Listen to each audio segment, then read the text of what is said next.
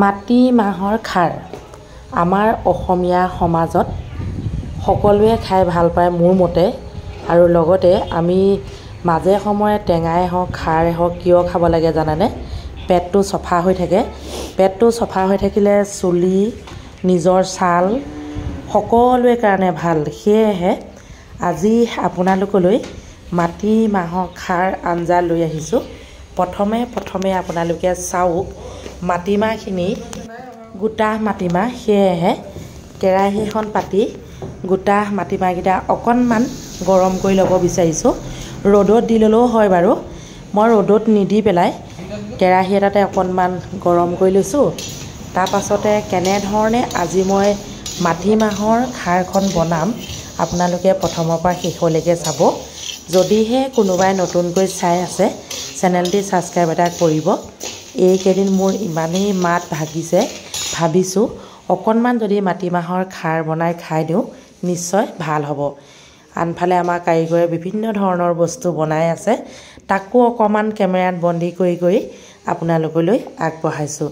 যে কি নহওক মাটিমাহখিনি অকণমান মিক্সিত দি ল'লোঁ মই। অৱশ্যে মিক্সিত দিব নালাগে, পটা গুটিয়ে পিচিব লাগে। মই কিন্তু মিক্সিতে দিলোঁ। এতিয়া আকৌ যিহেতু খাৰ বনাম সেয়েহে কলখাৰ দুটাও পুৰি লৈছোঁ। কিয় সম্পূৰ্ণ দেখুৱাই দিছোঁ, বহুতে আজিলৈকে খাৰ চিনি নাপায়। আমাৰ হোটেলতে এতিয়া মই পুৰি আছোঁ, বহুতে মোক সুধিছে এইটো কি বস্তু, কি কৰিব, তেনেকুৱা মানে খাৰ আমাৰ অসমীয়া সমাজতে বহুত ল'ৰা ছোৱালীয়ে চিনি নাপায়, বহুত ডাঙৰ মানুহো চিনি নাপায়।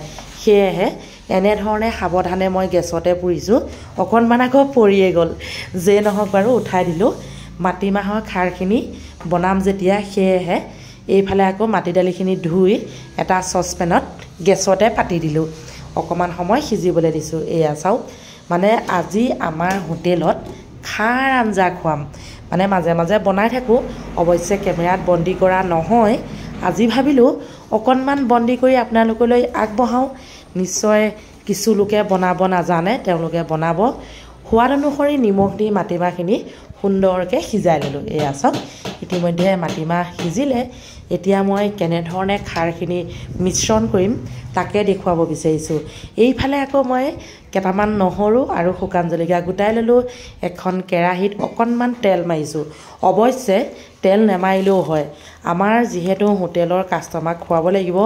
অকণমান নহৰু জলকীয়া দি তেল মাৰি যদি দিওঁ গোন্ধটোও ধুনীয়া লাগিব আৰু লগতে তেওঁলোকে খায়ো ভাল পাব।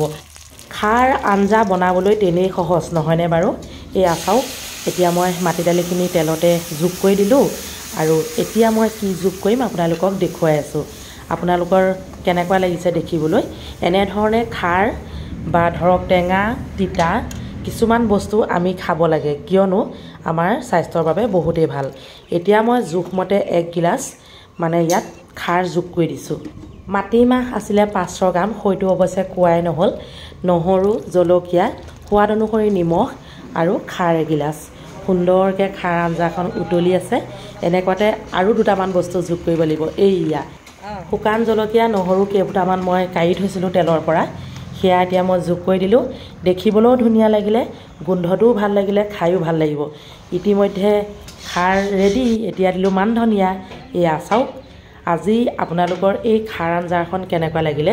মানে মাটি দালি খাৰ আৰু যিকোনো খাৰ মই বনায়ে থাকোঁ, আপোনালোকলৈ আগবঢ়াই থাকোঁ। অলপ দিনৰ আগত তিতা ফুলৰ খাৰ বনাইছিলোঁ, আজি মাটি দালি বনালোঁ। আজি আমাৰ হোটেলত এয়া সৰু আলু ভাজি, লগতে মই বনোৱা খাৰ আঞ্জাখন আছেই। এয়া ধুনুকৈ হৈ গ'ল, ৰেডি কৰি দিছোঁ। শেষত যে ধনিয়া পাত দিছোঁ, সঁচাকৈ গোন্ধটো ইমান ধুনীয়া লাগিছে নহয়, একদম মানে খাওঁ লাগি আছে। অলপ পাছত বাৰু খামেই।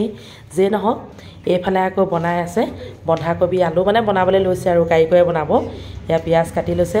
যে নহওক থাপতে মই আৰু এটা ৰেচিপি আপোনালোকলৈ আগবঢ়াই দিছোঁ। বেছি দীঘলীয়া নহয়, দেখিলেই আপোনালোকে।